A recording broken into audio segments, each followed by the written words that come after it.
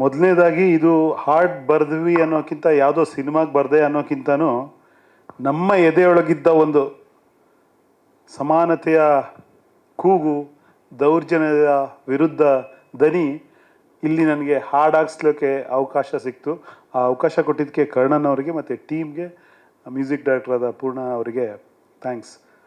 ನನಗೆ ತುಂಬ ಇಷ್ಟ ಆಗೋ ಒಂದು ಜೋಕ್, ಆ್ಯಕ್ಚುಲಿ ಇದು ಜೋಕ್ ಬಟ್ ತುಂಬ ಇಷ್ಟ. ಯಾಕೆ ಅಂದರೆ ಕೊನೆಯಲ್ಲಿ ಹೇಳ್ತೀನಿ.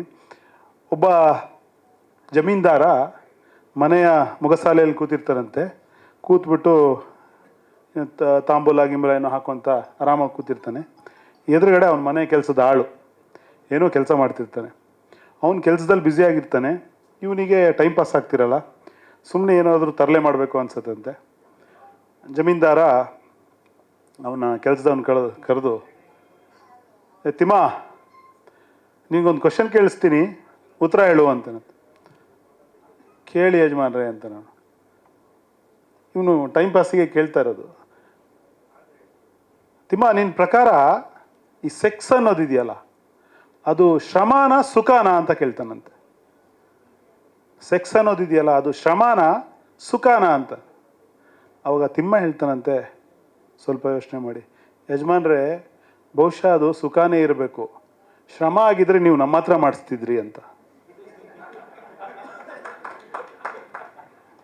ಅಲ್ವಾ? ಈ ಸಮಾಜದಲ್ಲಿ ಒಂದು ವರ್ಗ ಶ್ರಮ ಪಡುತ್ತೆ, ಒಂದು ವರ್ಗ ಸುಖ ಪಡುತ್ತೆ. ಶ್ರಮ ಒಂದು ವರ್ಗಕ್ಕೆ ಮೀಸಲಾಗ್ಬಿಟ್ಟಿದೆ, ಒಂದು ವರ್ಗಕ್ಕೆ ಸುಖ ಮೀಸಲಾಗ್ಬಿಟ್ಟಿದೆ. ಅದನ್ನು ನಾವು ಎಲ್ಲ ಸಾಧ್ಯವಿರುವ ಎಲ್ಲ ಆಯಾಮಗಳಲ್ಲೂ ಅದನ್ನು ವಿರೋಧಿಸ್ಕೊಂಡು ಬರಬೇಕು. ಅದಕ್ಕೆ ಪ್ರತಿಭಟನೆ ಹಾದಿಗಳನ್ನ ಕಂಡ್ಕೋಬೇಕಾದ ಅವಶ್ಯಕತೆ ಇದೆ. ಅಂಬೇಡ್ಕರ್ ಅವರು ಆ ಕಾಲದಲ್ಲಿ ಒಂದು ದಾರಿ ತೋರಿಸಿ ಹೋದರು. ಬಟ್ ಆ ದಾರಿಯಲ್ಲಿ ನಾವು ಎಷ್ಟು ಮುಂದೆ ಬಂದಿದ್ದೀವಿ, ಎಷ್ಟು ಸಾಧನೆ ಆಗಿದೆ, ಅವರ ಆಶೆಗಳು ಎಷ್ಟು ಈಡೇರಿದೆ ಅನ್ನೋದು ನಾವು ಇವತ್ತು ನಮ್ಮನ್ನೇ ಕೇಳ್ಕೋಬೇಕು, ಆತ್ಮವಿಮರ್ಶೆ ಮಾಡ್ಕೋಬೇಕು. ಖಂಡಿತವಾಗೂ ಅಂಬೇಡ್ಕರ್ ಅವರು ಅಂದ್ಕೊಂಡ ಮಟ್ಟದ ಸಮಾನತೆನ ನಾವೆಲ್ಲ ಮುಟ್ಟಿಲ್ಲ. ನಾವಿನ್ನೂ ಒಳಗಡೆನೇ ಹೋಗ್ತಾ ಇದ್ದೀವಿ. ನಮ್ಮನ್ನು ಹಿಂದೆಳೆಯುವ ಕೈಗಳ ಜೊತೆನೇ ನಾವು ಹೋಗ್ತಿದ್ದೀವಿ ಹೊರತು ನಮ್ಮನ್ನು ಮುಂದೆ ತಳ್ಳೋ ಕೈಗಳ ಜೊತೆ ಹೋಗ್ತಿಲ್ಲ. ನಾನು ಇದು ಯಾಕೆ ಹೇಳ್ತೀನಿ, ಇಲ್ಲಿ ರಾಜಕೀಯ ಬೇಡ ಅನ್ನೋ ಕಾರಣಕ್ಕೆ ಹಿಂದೆಳೆಯುವ ಕೈಗಳಂತೀನಿ. ಯಾರು ಹಿಂದೆಳೆಯುವ ಕೈಗಳು ನಿಮಗೆ ಬಿಟ್ಟಿದ್ದು. ಮತ್ತೆ ನೀವು ಯಾರನ್ನ ಅಂಬೇಡ್ಕರ್ ಅವರು ಇಡೀ ಜೀವಮಾನವಿಡೀ ವಿರೋಧಿಸ್ಕೊಂಡು ಬಂದರು, ಯಾರ ಶೋಷಣೆಯನ್ನು ಇಡೀ ಜಗತ್ತಕ್ಕೆ ತೋರಿಸಿ ಅದಲ್ಲ ಅಂತ ಹೇಳಿದ್ರು, ಮತ್ತೆ ಅವರಿಗೆ ಜೈ ಅನ್ನೋದಾದರೆ ಅಂಬೇಡ್ಕರ್ ಅವರ ಆತ್ಮ ಖಂಡಿತ ಶಾಂತಿ ಸಿಗಲ್ಲ. ಅವರು ಖಂಡಿತ ನಿಮ್ಮನ್ನು ಕ್ಷಮಿಸಲ್ಲ. ಅದು ಬಿಟ್ಬಿಡೋಣ. ಸಿನಿಮಾ ವಿಷಯಕ್ಕೆ ಬಂದಾಗ ಈ ಹಾಡಿನಲ್ಲಿ ನಾವು ಟ್ರೈ ಮಾಡಿದ್ದು ಅದೇನೆ. ನನಗೆ ತುಂಬ ಖುಷಿ ಆಯಿತು. ನಾವು ಕರ್ಣನ್, ನಿಮ್ಮ ಅಭಿಪ್ರಾಯ ಇದೇ ಇರುತ್ತೆ. ಕರ್ಣನ್ನು, ಅಸುರನ್ನು, ಆ ಥರದ ಸಿನಿಮಾಗಳು ನೋಡಿದಾಗ ಸಿನಿಮಾ ಎಂಥ ಪ್ರಭಾವಿ ಮಾಧ್ಯಮ, ಪ್ರತಿಯೊಬ್ಬ ಸಾಮಾನ್ಯ ಮನುಷ್ಯನನ್ನು, ಕಟ್ಟ ಕಡೆಯ ಮನುಷ್ಯನನ್ನು ತಲುಪುವಂಥ ಒಂದು ತಾಕತ್ತಿರುವಂಥ, ಮತ್ತು ಅವನ ಬದಲು ಮಾಡಲು ತಾಕತ್ತಿರುವಂಥ ಅದ್ಭುತ ಮಾಧ್ಯಮ ಸಿನಿಮಾ. ಒಂದು ಏನು ಲೈಟ್ ಆಫ್ ಮಾಡಿ ಒಂದು 2.5 ಗಂಟೆ ಕೂರಿಸಿದ್ರೆ ಅದೊಂದು ಪ್ರಯೋಗಾಲಯ ಇದ್ದಂಗೆ. ಅಲ್ಲಿ ಅವನ ಮನಸ್ಸಿನ ಕೆಮಿಸ್ಟ್ರಿಯನ್ನು ಬದಲು ಮಾಡಿಬಿಡ್ಬೋದು. ಪ್ರಭಾವಿ ನಿರ್ದೇಶಕ ಒಬ್ಬ ಒಂದು ಸಿನಿಮಾ ಮಾಡಿದ್ರೆ, ಒಂದು ಕಥೆ ಮಾಡಿದ್ರೆ ಆ ಶಕ್ತಿ ಖಂಡಿತ ಇರುತ್ತೆ. ಈ ಅಸುರನ್ ಥರದ್ದು ಅಥವಾ ಕರ್ಣನ್ ಥರದ್ದು ನಮ್ಮಲ್ಲಿ ಯಾಕೆ ಬರ್ತಿಲ್ಲ ಅನ್ನೋ ಥರದ ವ್ಯತೆ ಎಲ್ರಿಗೂ ಇತ್ತು. ಬಹುಶಃ ಅದಕ್ಕೆ ಕರ್ಣನ್ ಅವರೇ ಒಂದು ಉತ್ತರವನ್ನು ಕೊಟ್ಟಿದ್ದಾರೆ ಈ ಧೀರ ಭಗತ್ ರಾಯ್ ಸಿನಿಮಾದ ಮೂಲಕ ಅಂತ ನನಗನ್ಸುತ್ತೆ. ಖುಷಿ ಅಂದರೆ ನಮಗೆ ಪರಿಚಯ ಇರೋ ಒಂದಷ್ಟು ಜನರು ಈ ಸಿನಿಮಾ ನಿರ್ಮಾಣದಲ್ಲೂ ತೊಡಗಿಕೊಂಡಿದ್ರು.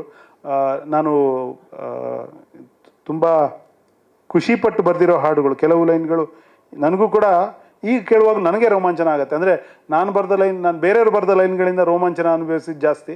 ಬಟ್ ನಮ್ಮ ಲೈನ್ಗಳೇ ನಮಗೆ ರೋಮಾಂಚನ ಕೊಡುವಾಗ ಅದೇನೋ ಖುಷಿ ಆಗತ್ತೆ.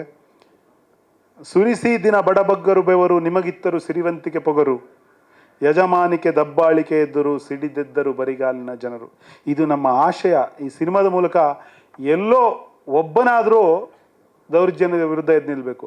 ಎಲ್ಲೋ ಒಬ್ಬ ಅಲ್ಲ, ಊರಲ್ಲಿ ಒಬ್ಬೊಬ್ಬ ಆಗಬೇಕು. ಆ್ಯಕ್ಚುಲಿ ಅದು ಖಂಡಿತ ಕೊನೆ ಪಕ್ಷ ಎಲ್ಲೋ ಒಬ್ಬನಾರು ಎದ್ದು ನಿಲ್ಲಿ. ಚೆಗವರ ಅವ್ರು ಹೇಳ್ದಂಗೆ, ಜಗತ್ತಿನ ಯಾವುದೇ ಮೂಲೆಯಲ್ಲಿ ದೌರ್ಜನ್ಯ ವಿರುದ್ಧ ನೀನು ನಿಂತರೆ ನೀನು ನನ್ನ ಸಂಗಾತಿ ಅಂತ. ಹಂಗೆ ಅವರೆಲ್ಲರೂ ನಮ್ಮ ಸಂಗಾತಿಗಳಾಗ್ತಾರೆ. ಜೊತೆಗೆ ದುಡಿದು ದಣಿದ ಕೈಗಳೇ ಇನ್ನು ಆಳಬೇಕು ಈ ಜಗವನ್ನು. ಈ ಕಾನ್ಸೆಪ್ಟ್ ಕೂಡ ನೋಡಿ ಎಷ್ಟು ತಾರತಮ್ಯ. ಸ್ವಲ್ಪ ಜಾಸ್ತಿ ಮಾತಾಡ್ತಿದ್ದೀನಿ ಯಾಕಂದರೆ ವಿಷಯ ಇದೆ.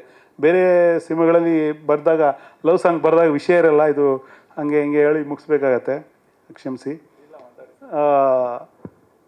ನೋಡಿ, ಸುಮ್ಮನೆ ನೀವು ಯೋಚನೆ ಮಾಡ್ತಿಲ್ಲ, ನೀವು ಕೇಳ್ತಾ ಇಲ್ಲ. ಯಾವುದೋ ಕಂಪ್ಯೂಟರ್ ಕೆಲಸ ಮಾಡೋನು AC ರೂಮಲ್ಲಿ ಕೂತ್ಕೊಂಡು ಒಳ್ಳೆಯ ಟೀ ಕಾಫಿ ಆಗಾಗ ಸಪ್ಲೈ ಆಗ್ತಾ ಚಂದದ ವಾತಾವರಣದಲ್ಲಿ ಕೆಲಸ ಮಾಡುವವರ ಸ್ಯಾಲ್ರಿ 1,00,000 ಮೇಲಿರುತ್ತೆ ತಿಂಗಳಿಗೆ. ಆದರೆ ಯಾವುದೋ 21ನೇ ಮಹಡಿಗೆ ಒಂದು ಸಣ್ಣ ಹಗ್ಗದ ಆಧಾರದಲ್ಲಿ ಒಂದು ಸಣ್ಣ ಕೋಲಿನ ಮೇಲೆ ಕೂತ್ಕೊಂಡು ಬಣ್ಣ ಬಳಿಯವನಿಗೆ 500 ರೂಪಾಯಿ 600 ರೂಪಾಯಿ ಇರುತ್ತೆ. ಜೀವವನ್ನೇ ಪಣಕ್ಕಿಟ್ಟು ಕೆಲಸ ಮಾಡ್ತಿರ್ತಾನೆ. ಈ ಸಮಾಜ ತನಗೆ ಅನುಕೂಲವಾದ ವ್ಯವಸ್ಥೆಯನ್ನು ಸೃಷ್ಟಿ ಮಾಡಿಕೊಂಡಿದೆ. ದೈಹಿಕ ಶ್ರಮಕ್ಕೆ ಬೆಲೆ ಇಲ್ಲ.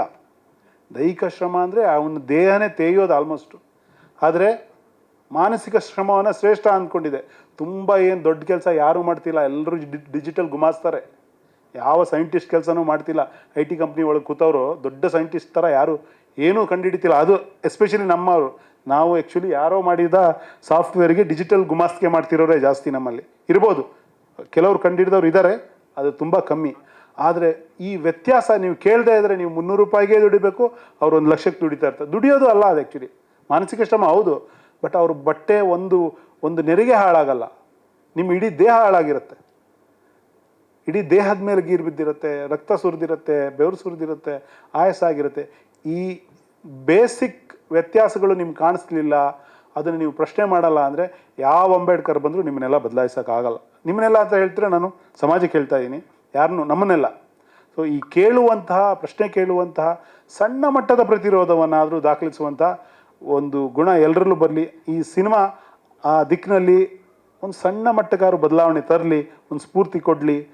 ಸಿನಿಮಾ ಕಮರ್ಷಿಯಲ್ ಆಗು ಕೂಡ ಹಿಟ್ ಆಗಬೇಕು. ಇದೆಲ್ಲರ ಹೊರತಾಗಿ ಜನ ಇದು ನಮ್ಮದು ಅಂದ್ಕೊಂಡ್ರೆ, ಈ ಸಿನಿಮಾ ನಮ್ಮ ಸಮಸ್ಯೆಗಳ ಬಗ್ಗೆ ಮಾತಾಡ್ತಿದೆ, ಇದಕ್ಕೆ ನಾನು ನಿಲ್ಲಬೇಕು ಅಂದ್ಕೊಂಡ್ರೆ ಖಂಡಿತ ಜನ ಈ ಸಿನಿಮಾನ ಗೆಲ್ಲಿಸ್ಬೋದು. ಹಾಗಾಗಲಿ ಅಂತ ಆಶಿಸ್ತೀನಿ. ಮತ್ತೊಮ್ಮೆ ಈ ತಂಡಕ್ಕೆ, ಕರ್ಣನವರ ತಂಡಕ್ಕೆ, ಈ ಥರ ಒಂದು ಒಳ್ಳೆ ಕಂಟೆಂಟ್ ಇಟ್ಕೊಂಡು ಸಮಾಜಮುಖಿಯಾಗಿ ಒಂದು ಸಿನಿಮಾ ಮಾಡಿದ್ದಕ್ಕೆ ನಾನು ಧನ್ಯವಾದಗಳು ಹೇಳ್ತೀನಿ.